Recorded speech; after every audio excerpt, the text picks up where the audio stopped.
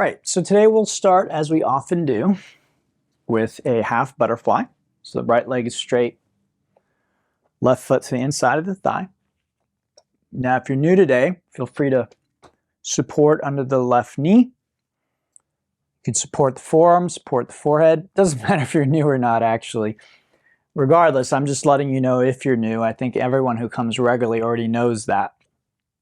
So if you're unfamiliar with that, you can support the body in yin yoga, but unlike restorative, it's not required. It's not the main feature of what's going on here. And as I kind of alluded to at the beginning there, comfort isn't the main consideration here. I'd say the first thing in all yoga, if it's taught well, is safety. So how do you know if you're safe here? There's no easy answer, to be completely honest with you. I know you probably would like me to say, well, you know, if you flex your foot and you point your toes in this direction, and I guarantee your safety. And that's just not possible. So how do you know you're safe? Your best way of judging that is just your own sense. That can change with education, with experience. Something that felt unsafe the first time you do a yin practice, 3 weeks in, 3 months in, 3 years in, you might feel very differently about where your limits are, your safe limits are. But my recommendation is just go with your gut. If today something feels unsafe, just come out of it. Let me know, or find a way of modifying it, that you get rid of the unsafe element, but you still feel what we're trying to achieve. What are we trying to achieve? We want to stretch back here. Those are your hamstrings. You might feel a little bit in your back as well as you round forward. Rounding forward, letting the upper body relax, very important. Okay, so we aren't grabbing the foot, yanking ourselves down, as you may have seen in so many yoga photos. Okay, you may have even done it in a yoga class with a teacher. A teacher might have told you to do that. Okay, my advice, yin yoga, don't go there. Okay, let your upper body relax. Let gravity do the work for you. The reason I say this is I only know a handful of people, not even, really like just 2 personally, who've actually hurt themselves doing this practice. And with both of them, they were inflexible men. They both happen to be men, but that may not be a coincidence either. And I'm not bashing men. I am one, but you might say perhaps a certain kind of outlook comes with the hardware most of the time. So you tell a man, hey, just relax, let go, allow, let gravity do it. He's not always going to listen, especially when there's a girl next to him doing better, going further in the pose. So he might think, well, forget that. I'm going to go further than this girl. I'm going to yank myself into the posture. Let's switch sides. And I am not just generalizing or making this up. This is kind of what was communicated to me by at least one of these gentlemen. So, you think you're doing good. You think you're going further. You think you're doing better. You think you're beating the other person or whatever it is, achieving more. When in reality, what you're doing is potentially 2 things. One is activating what's called the stretch reflex. The stretch reflex is a protective mechanism in your muscles, and it's activated by what's called Golgi tendon organs, which are cells and nerves that live in the tendons, thus the name Golgi tendon organs. They live in the tendons, which is the attachment of where the muscle attaches to bone. So basically, the skeletal muscles come down and then they become white, and that's a tendon. And the tendon is what cements to or attaches to the bone. Now, when there's a pulling, aggressive pulling on the gogli tendon organ, it sends a message to your autonomic nervous system. In other words, not something that you can consciously control. And it says, hey, that muscle is being overstretched. Activate it and resist the stretch so we don't get a tear or damage. Okay? Now, that's happening unconsciously. So you aren't aware of that. That's why you can't switch it off, okay, with your conscious mind. You can't say, hey, gogli tendon organ, like, let's not do that. I want to stretch. So you're sitting there, and what it feels like is a massive stretch. And you're sitting there thinking, ooh, man, I am becoming so flexible right now. Yep, in 2 classes, I'm gonna be much further down than that girl next to me because she's just relaxing. She doesn't know the power of effort and, just going for it. Well, doesn't work. Gogli tendon organ, the stretch reflex saying, nope, you're not going there. So you feel a lot of sensation, but nothing is actually really happening. The other thing that can happen is in your spine. Your spine is being pulled apart aggressively. Now, your spine is joints. And generally speaking, one of the reasons why yin is done so gently is because we do access the joints. We do stress the joints. And joints need to be stressed gently, not aggressively. You can strengthen muscle aggressively, right? Curls, push-ups, vinyasa flow, that's rather aggressive comparatively. You don't want to do that with your joints. Full stop. End of story. You don't. So this, you're thinking, ooh, yeah, getting a stretch, working my spine, getting more. More is better, right? More is always better. No, not in this instance, okay? So again, education, I said all of that. It's all I can do. You can choose to listen or not, okay? All right, let's unwind. And we're gonna make our way onto our back. This is called rebound. We just relax for a few moments and feel. And generally speaking, the more still and quiet you are, the more subtle things you'll be able to feel going on.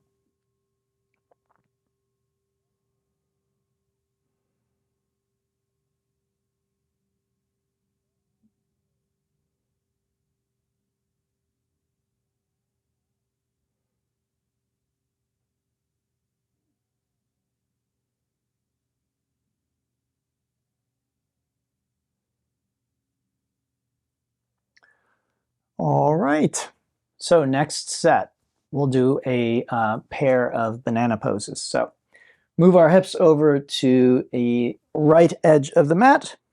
Okay, so moving over there.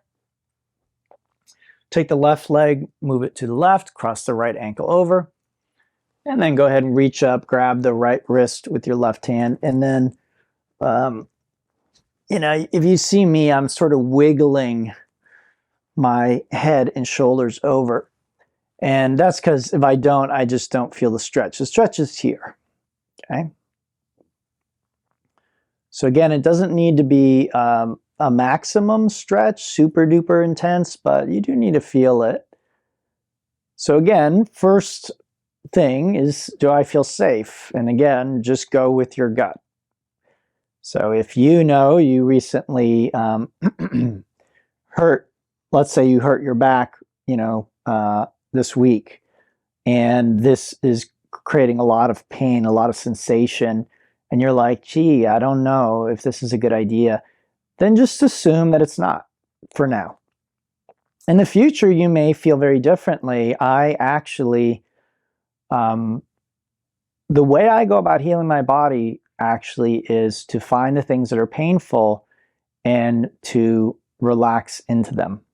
I know that might sound very, very weird, but if I lay in bed, very often there's really no sensation. There's no pain. There's, not discomfort. I'm just sort of laying there unless I'm sick or I have what's called an acute injury, right? Which is an injury that I just created. So, you know, I might feel throbbing or heat or some kind of pain like that.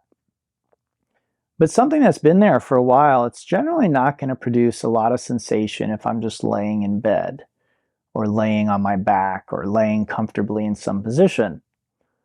What that means is I need to manipulate my body in a way that the body sort of reveals what's hidden, right? So if, let's say this position, right? In this position, all of a sudden I feel a pain in my spine.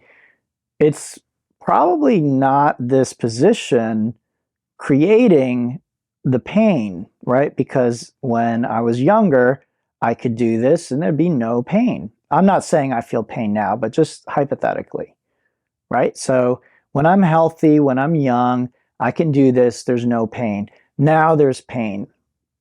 What does that tell me? That tells me there's damage in my body. Now, I might not know where that damage came from, right? A lot of us might think something, if we're a little older, oh, well, I'm just getting old. I'm just getting old. So yes, of course, I'm going to feel pain here or there, whatever. It doesn't change the fact that that's damage. It doesn't matter if that damage came from falling down, from lifting something improperly, or from just what most people will call the natural aging process. It's still damage. And ideally, in my view, you want to repair damage to your body, if at all possible. If at all possible. May not always be possible, okay? But my sense is it may be possible a lot more than we believe. Let's switch sides.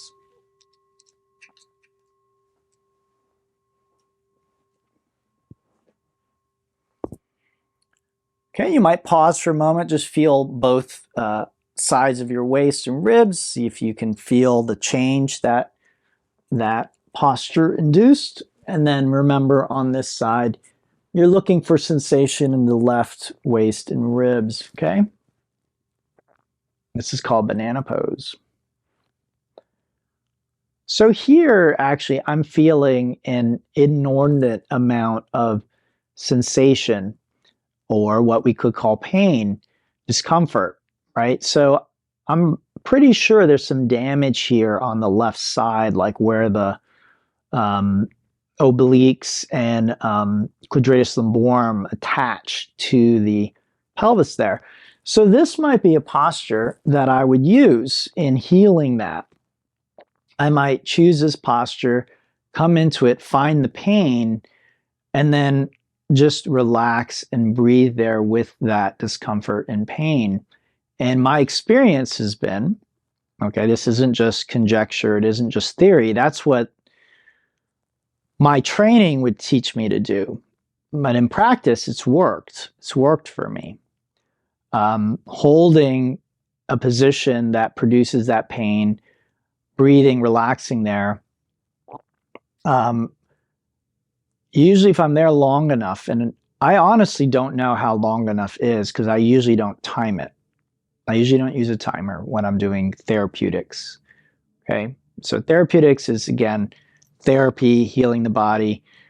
The Yoga Alliance gets really nervous with that, so I'm not giving you therapeutic advice. I am not a yoga therapist. I am not a physical therapist. I'm not telling you what to do.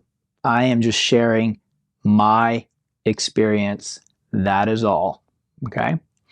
And my hope is sharing my experience with you, it may help you in some way. That is my intention. I'm not giving advice.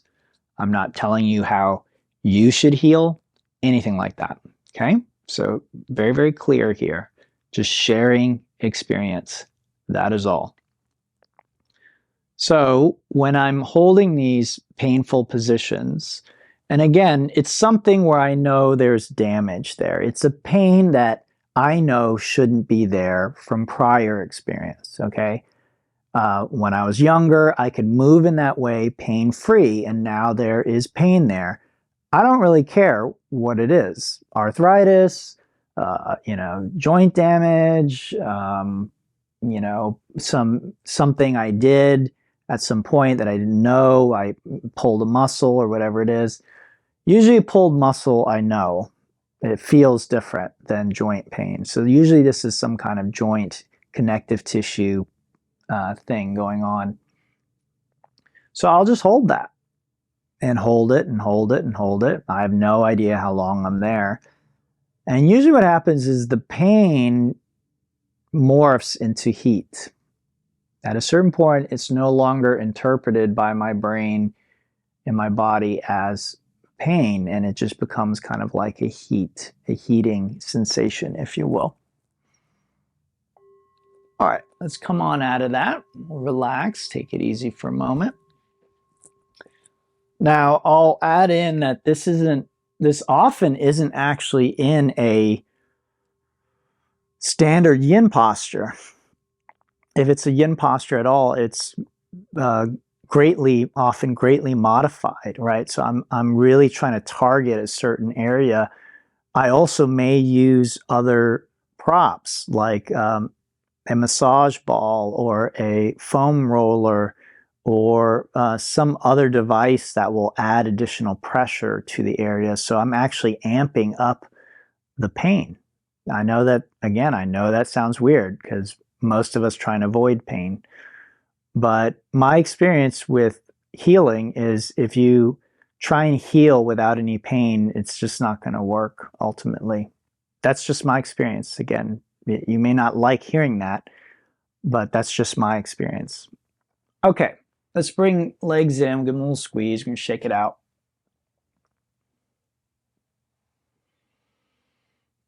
That's called a leg cradle. And the idea is just to kind of, rebalance everything, stretch things out, move around. The movement generally counteracts all that stillness, which is what we want. And then when we're done, we'll hinge up. So hands under hips, palms down, legs up, head and neck lifts. And exhale, just lower the legs. And then you can pop them up and pop up to seated. So it's a convenient way of coming up to a seat. But more importantly, it stabilizes the hips and the spine. The yin postures destabilize. That move, pulls it all back together, stabilizes everything, which is what we want. Okay, this is the dragonfly. This is another one where if someone is less flexible, you might struggle. So there's a right way to overcome that struggle, and there's a wrong way. So legs wide. And today I want to just come straight down the center. The wrong way, meaning unsafe, ineffective. That's what wrong means here. Wrong doesn't mean you're a bad human or you're a bad person or any of that. It just means you're making a poor choice because you're making yourself unnecessarily unsafe and you're probably not going to get the benefits that we want. That's what wrong means here, okay? So the wrong way would look something like that. Okay, I'm having difficulty coming forward, so I'm just going to power through the resistance. Again, same thing as the other pose. Spine vulnerable, stretch reflex, resisting the very stretch we're trying to create.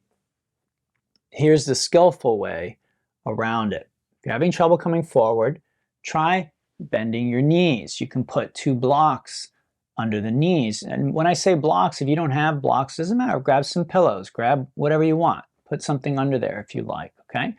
With the knees bent, it's much easier for people with tight hamstrings to fold forward. You can also try sitting on something, so a block or a big pillow. This also lifts you up. It angles the pelvis and it dumps you forward. What we want to avoid in this posture looks like this.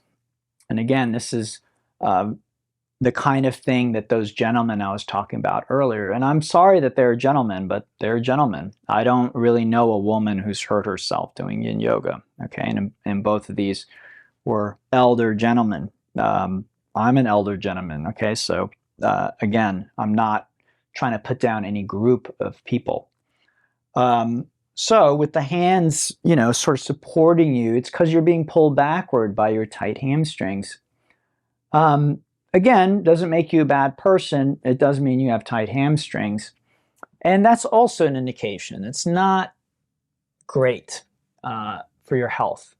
You don't really want to be there. You don't want to stay there if you want to be healthy. The reason you want to be healthy is it's going to make your life a whole lot better, especially what we might call the second half of your life.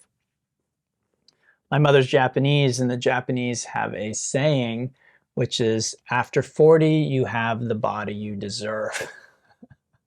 And it's I think, a very true statement. So before 40, some of us win the genetic lottery. We're, you may be thin, maybe beautiful, good complexion, eat whatever you want, just lucky. But if you, all through your teens, 20s, 30s, are just abusing your body, lots of partying, lots of drugs, lots of alcohol, bad food, then it's probably going to start to show up in your 40s. And, it's going to look like you did all those things. Somewhere in your 40s can start to show. Now, it doesn't mean you can't change paths, right? So you can decide, in your 40s somewhere, okay, I'm going to start taking care of myself. But if you don't, and it can be hard to switch paths, right? A lot of people, it's a habit, it's a lifestyle. It's not easy to change, make personal change. In fact, one doctor I knew, when she was in med school, her teachers would say, don't try lifestyle change with your patients. Just give them a pill, give them a drug, because they're not going to change. And it's a very pessimistic view of human beings. I prefer to believe that people can change, and they do change. All right, let's do one more posture here. The reason I believe that is I see it all the time, okay? I would be out of business if people didn't change. Let's put it that way, okay? So we're going to do frog here. So tabletop, and then knees pretty much as wide as they will go. Feet can flex or point together or apart. Hips over the knees or press back toward the heels. You could stay up on your hands, but you can also drop down on the elbows there. Okay, the stretch is for the groin, the inside of the thighs. I didn't mention the last pose, but that's where it was in the last pose as well, kind of the inside of the thighs. Might have felt it in the back of your thighs as well. It's all good. It's they're two muscle groups. They're very, very intimately related. So as long as we're getting in that region, back of the thigh, inside of the thigh, that's more or less what we're looking for here. This posture, probably not going to feel the back of the thigh, just the inside, which is why this is a nice choice for the groin or adductors. It's a little more specific, but it doesn't get the longer adductors like the dragonfly does, the straight leg one. But when we're getting those, we're very often also getting hamstrings. So this, again, kind of takes the hamstrings out of the equation. If you're someone like I was demonstrating before, who's being pulled backward in that posture because of the hamstrings, this posture allows you to kind of circumvent the tightness in the hamstrings and go directly for the adductors. Okay? So again, I don't expect you to know all these terms, but I use them so I remember them, because it is important I know them. You don't need to know them, but I need to know them. And then I also use them because over time, they can start to sink in. And as I said earlier, for me, education is super important. All around. Education can help keep us safe. And again, if you go to a yoga class and you have enough education, even though a teacher may not be very skillful or well-trained. And unfortunately, folks, I think many of you have heard me say this in the past, and I'm not trying to insult anybody or hurt anyone's feelings, but the truth is there are some really poorly trained teachers out there. That is just a fact. I come into contact with a lot of people who are in holistic healing and health. So massage therapists, chiropractors, acupuncturists, and many of them report the same thing to me in their professions. In fact, I've heard the same thing even among medical professionals, so surgeons, doctors, nurses. So, you know, we try and set the world up in a way where professionals are vetted, in a way that if we open up the phone book, which doesn't exist anymore, but if we Google massage therapist and the first name that pops up, if we go and we go to them, we would like to believe that because they're a licensed massage therapist, that guarantees we're going to get someone who knows what they're doing, that they're going to be able to help us, and it's going to be great. Sorry, folks. I know we set up the barriers and we try and make that the case. It just isn't. And so that's true in yoga as well as other fields. Okay, let's go ahead and come on out of this. And let's come into a child pose if that's comfortable for you. Otherwise, you could pick other positions that are. This is the child pose, so.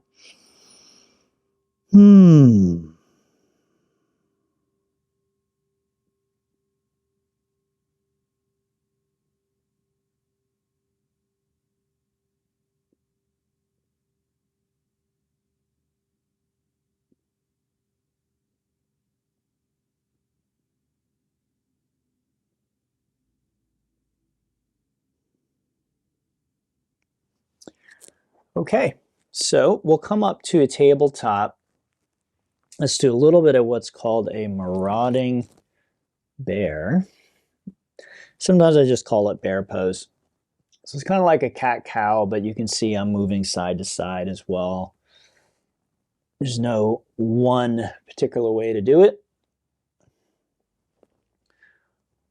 Take your time, but when you're done with that, you can come into the down dog. Same idea here, but with the toes and the feet and the legs.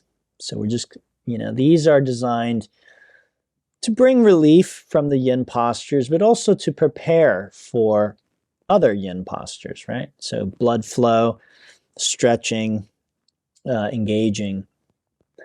Okay, sleeping swan. So right knee to the right wrist, right foot to the left side of the mat. Hips are down and back. And then you could stay on your hands, but most people prefer coming down onto the elbows or maybe even laying flat on their belly. The right foot, which is the foot in front, not the foot back there, the foot in front, that could be next to your left hip. Or you could pull the foot up so that your shin is closer to parallel with the front edge of the mat. Okay, and that will give you a deeper rotation of this bone, the femur. The knee can point straight ahead or can angle out to the side. That's called femoral, again, femur, femoral abduction. So you can play around with how much rotation and abduction you have in your sleeping swan. Why would you want to do that? Well, there are two main reasons. One is it's going to change which of the 10 muscles that we're targeting back here is getting the most stress, right? There may be some of the 10 muscles that really aren't stretching much at all in certain positions. And then there might be others that are like at a maximum stretch in certain positions, okay? So you can adjust and change that. Again, unless you studied anatomy and you really know your body super well, you're not going to know the names of these muscles. It's not important. What guides you is the feeling of tension, right? Or of a sense of dullness in your body, or a sense of immobility, right? Lack of flexibility. You want to stretch something out. The other thing that guides you is pain. right? There's a lot of pain there, shooting pain especially. Maybe that's not the best position for you. Same with the knee and the ankle. We want the sensation here, the glutes, not in the knee, not in the ankle, really not anywhere else, just really mostly here, okay? So again, how do I position my foot? How do I position my knee? That's really going to dictate what I'm feeling here, okay? So those are kind of the variables to play around with. It's actually quite a complex shape with a lot of variation possible. And so you in a sense, want to make it your own by paying attention to what you feel, the feedback you're getting as you do the poses, okay? Or this pose in particular.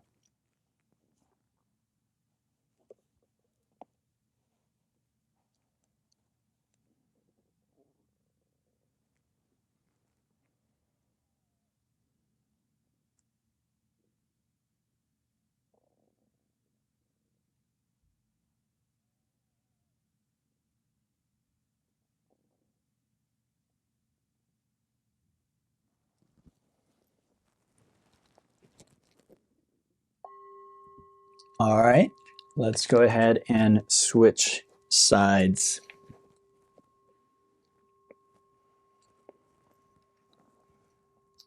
Okay, so left glutes, that's generally how we refer to that group. Usually there's more than one way to refer to a group of muscles, and you can divide muscles, even groups of muscles sometimes. So usually I refer to these as glutes. And for me, the glutes comprise of some abductors, extensors, and rotators that live there in the hip. Okay, so again, in some instances, I might say, yeah, this is an abductor stretch. In some instances, I might say we're stretching your rotators. The truth is, both are happening probably to a degree. So again, exactly how much rotators, how much abductors, depends on our body, where the tension is, how we've positioned ourselves. All of those things are going to matter. The checklist for you is always, do I feel safe? Yes or no? Do I feel the stretch in the target area? And then the final thing I don't mention always, but it's worth mentioning, is can I hold this position? Am I comfortable enough, safe enough to hold it for the 3 minutes? Some days it's 5 minutes, right? So if the answer is no, I don't feel safe, or I'm constantly, wiggling around trying to be more comfortable. If you're new, if it's the first time doing a new posture, something like that, or maybe you're managing an injury, it's fine. It's necessary sometimes. What you want to be mindful of is habitually doing that, meaning that in every pose or most poses, most of the time, you're always wiggling, or you're getting up and taking a sip of tea and then coming back. The reason I advise you not to do that, again, the reason that's wrong, is because it will interfere with the physiological process that's happening within your body. This isn't something we can change because of our opinion. So just because I don't like holding postures and being still for minutes at a time doesn't change the fact that I'm not going to get the physiological benefit without being there for 3 to 5 minutes. Okay, so again, certain things we can speed up, certain things we can't. I can't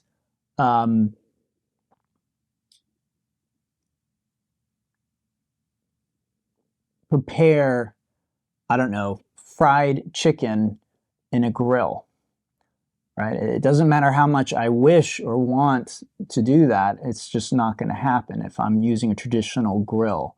Maybe someone's invented some apparatus you could throw in a grill and it will deep fat fry chicken. I don't know, but generally speaking, the results you're going to get grilling chicken and frying chicken.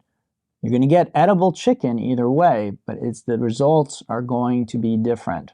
And that's how this is as well. All right, let's go ahead and come on out of that. Now, it doesn't mean there isn't overlap. So come out, just lay on your belly. So restorative, gentle yoga, yin, and even flow or power yoga will all have some benefits in common. Okay, I'm not saying that these are different universes completely, but the benefits we get by holding the yin postures, those will be specific to yin yoga for the most part. Okay, there will be some benefits that will overlap with restorative, because if you're doing a truly restorative class, you are also holding postures, just usually not as deep. The stretch is not as deep. So there will be some overlap in terms of how it affects the nervous system, the central nervous system, but maybe not the musculature as much and the fascia. Okay, let's do our next posture. I'm kind of already in it. This is the Sphinx, propped up on your elbows. You're looking for a little bit of compression in your back, okay? If you have a strong back and it can handle it, you can try the seal. Okay, it's like that with the arms straight. I'm going to do this today because actually my back is feeling pretty good. Generally, I would encourage you, if this feels okay, I would recommend doing it rather than not. And generally the reason is we don't get enough back bending in our life as modern people. Just across the board, it's almost, I can almost guarantee it. Unless you're an exceptional person who is probably going out of their way to back bend a lot, then you're probably not getting enough, even if you're taking yoga, okay?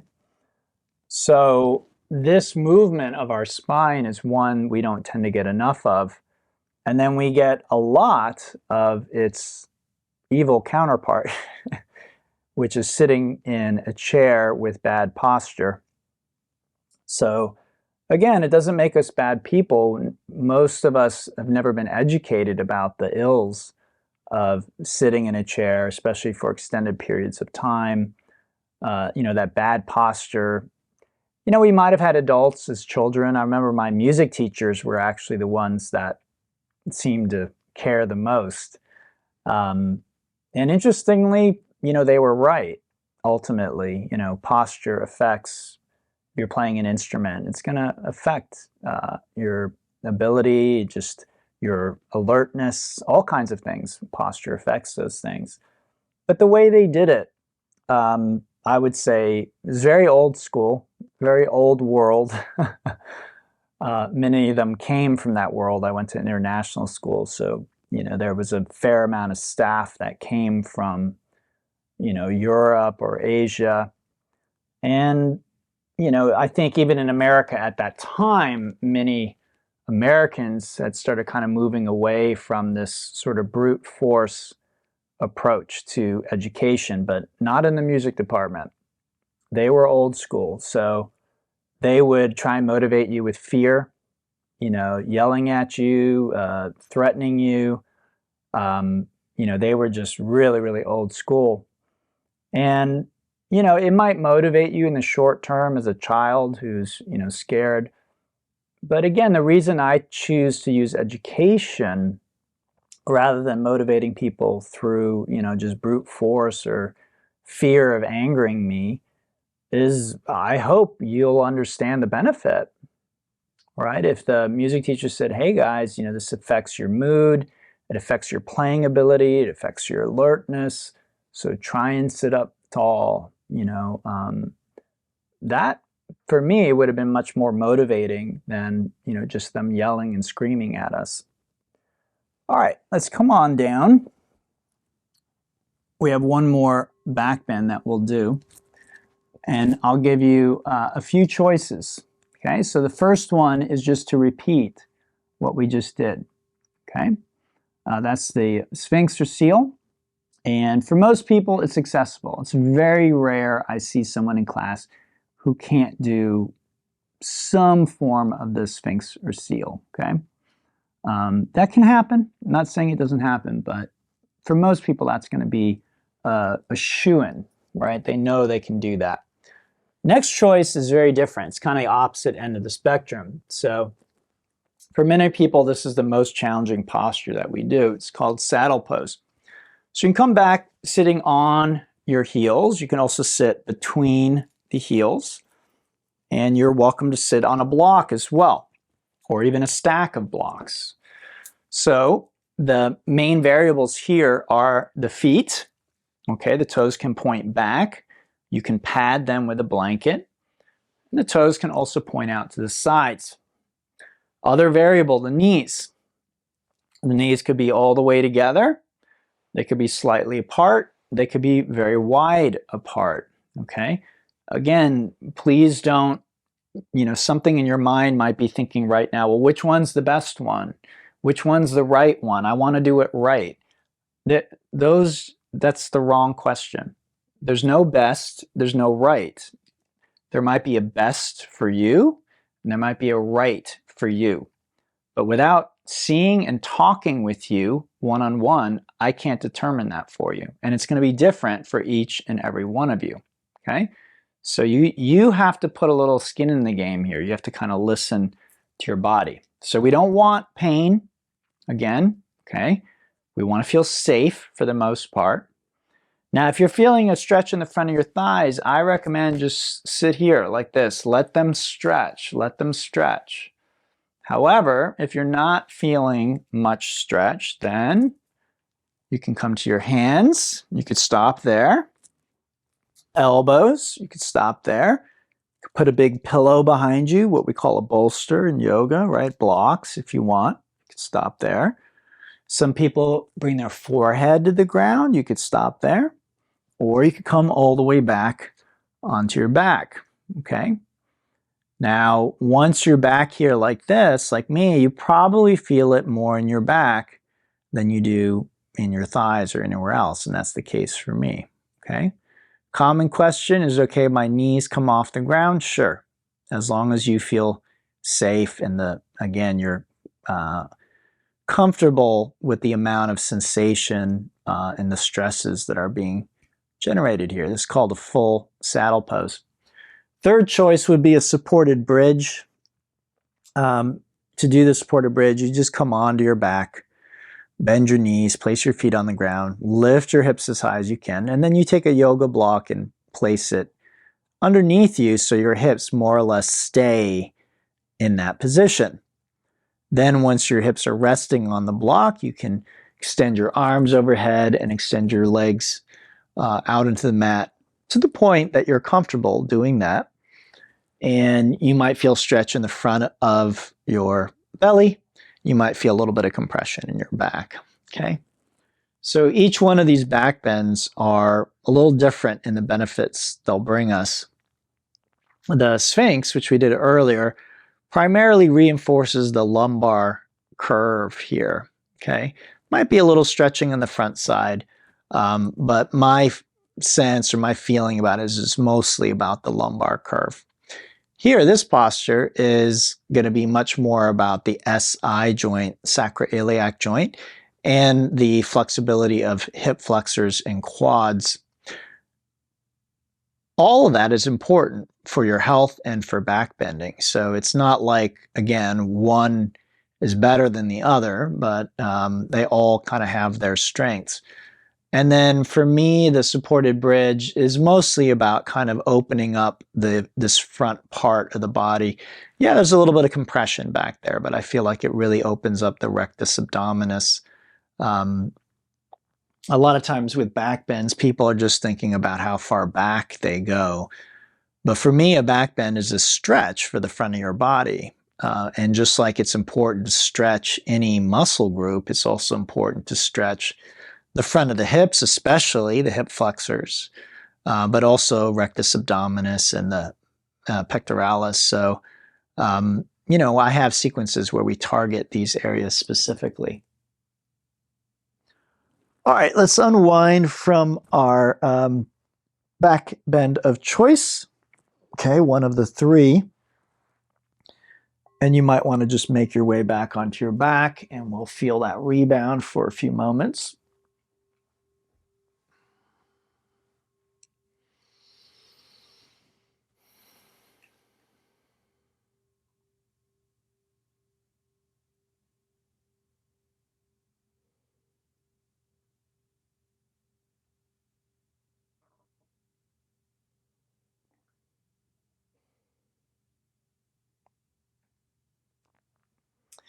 And then let's pull our legs in. We'll give them a little squeeze, shake it off with a little bit of movement.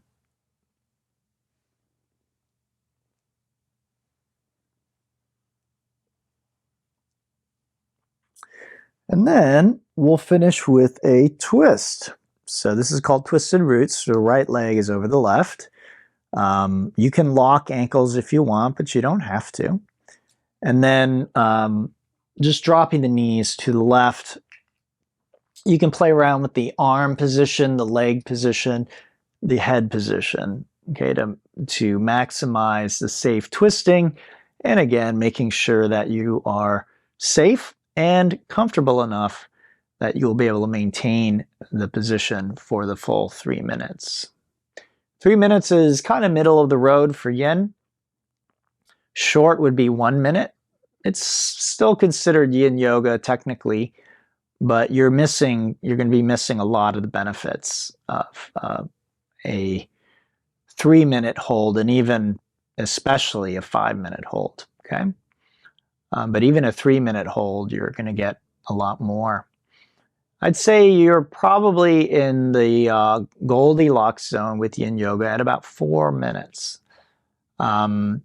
So, whenever possible, I try and sequence for 5 minutes. It's just not always possible. And it's not always desirable. Some audiences, especially newer people, the hold might make the difference between being able to do the practice versus not, whether or not people come back or not. As an educator, as someone who does this for a living, you have to weigh that, if you're too hardline, if you're too, if you push people too hard too soon, they may be turned off to something that could be truly transformative for them in their life.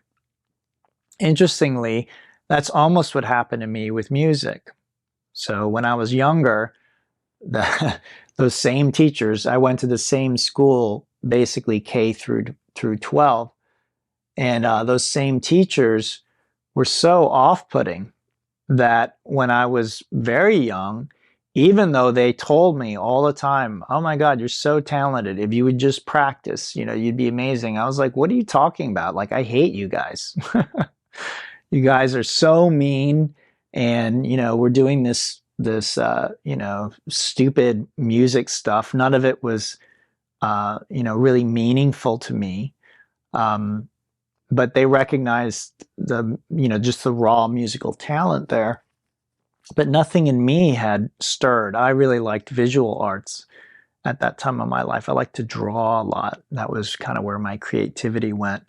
I also enjoyed creative writing to a degree. But music, it wasn't really a creative outlet for me at that time. And then one day, things changed. And all of a sudden, I really fell in love with music. And we also got some new musical staff, interestingly, at kind of probably right around that same time. Some younger teachers with a different tune came in. Let's switch sides. Different attitude came in. And for me, that was encouraging. All right, so left over right, and then down to the right side. But certainly there were points in my life where, I basically was like, I don't want to do music at all. There was a point which, again, my parents and teachers, they got together. I was playing the clarinet at the time, and they were basically like, the clarinet teacher said something like, why don't you practice? Like, don't you want to do this? I was like, no. I was like, I hate this. I don't want to do this. And he was like, oh, well, we should talk to your parents. And, I talked to my parents, and I was kind of like, yeah, I would never choose to be a musician. I have zero interest in doing that ever. Let me stop. My clarinet teacher said there's no point in me doing it. if I'm not going to practice, you know, and if I don't like it, I'm not going to practice. So I stopped. So that was, interestingly, probably right before I sort of got bitten by the music bug.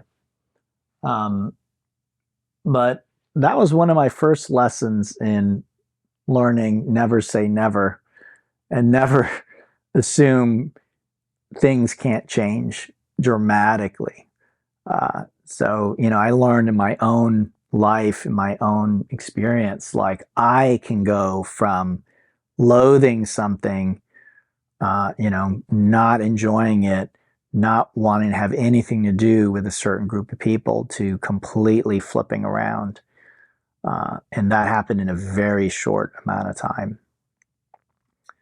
So it just kind of humbled me, right? Because I think before that, and as teenagers are, you know, and young people are, it's not, that wasn't the last lesson. I had to learn that lesson a few more times, but it definitely set the stage for, you know, other things in my life where I could be completely convinced of, you know, one set of beliefs and ideas, and I'll never do this, I'll never do that, da da da. Yep. I almost feel like these days, if I say I'm never going to do something, it's almost like the universe has already decided that, okay, we're going to make him do that. that's that's kind of my sense of it. So at this point, I just tend to keep an open mind about anything. I have no idea what will, you know, catch my fancy, what I might believe in the future. I just try and not make any predictions anymore. All right, let's go ahead and come on out of that one.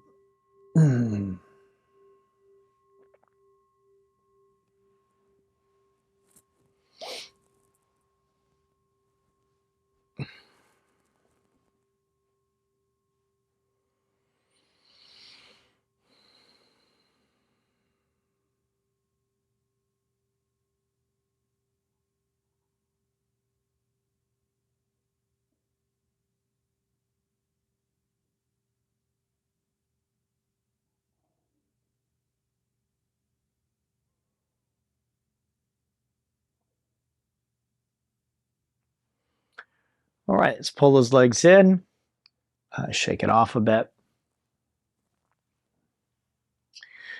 And as most of you know, this is where you want to grab your phone and just set a timer, like a timer for about 5-6 minutes, okay? Once that's set, you want to come into this position, which is Shavasana, or this position, which is Pentacle in Yin. And ideally, once the timer's set, you just don't move a muscle for the next few minutes. And that gives your body time to rebalance, to rest. We were stressing tissues, even though it was relatively gentle and relaxed, we were still stressing tissues, and they might appreciate a little break before we get back to work. So just 5 or 6 minutes of stillness. This can even be approached as a miniature meditation